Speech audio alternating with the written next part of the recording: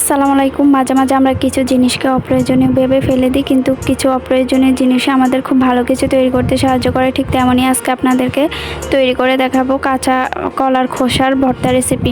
চলুন শুরু করি। প্রথমে আমি কাঁচা কলার খোসাগুলোকে সিদ্ধ করে নিয়েছি, এরপর ব্লেন্ডারে ব্লেন্ড করে নিয়েছি। তারপর আমি কড়াইতে তেল দিয়ে দিলাম। তেলে আমি পেঁয়াজ কুচি, টমেটো কুচি আর কাঁচামরিচ কুচি দিয়ে নেড়ে ছেড়ে অল্প পরিমাণে এখানে রসুন বাটা আর জিরা বাটা দিয়ে দিলাম। তারপরে দিয়ে দিলাম হলুদ গুঁড়ো, মরিচের গুঁড়ো।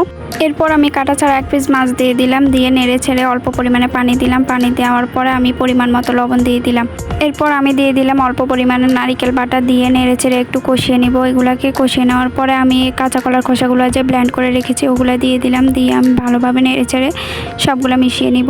এগুলো থেকে যে পানিগুলো বের হয়েছে ওগুলো শুকানো পর্যন্ত আমি এটাকে রান্না করতে থাকবো। শুকিয়ে গেলে আমার রান্নাটা কমপ্লিট হয়ে যাবে। এই যে আমার রান্নাটা একদম কমপ্লিট হয়ে গেছে। আপনারাও বাসায় কলার খোসা দিয়ে এভাবে ভর্তা তৈরি করতে পারবেন। ভালো লাগলে লাইক, কমেন্ট, সাবস্ক্রাইব।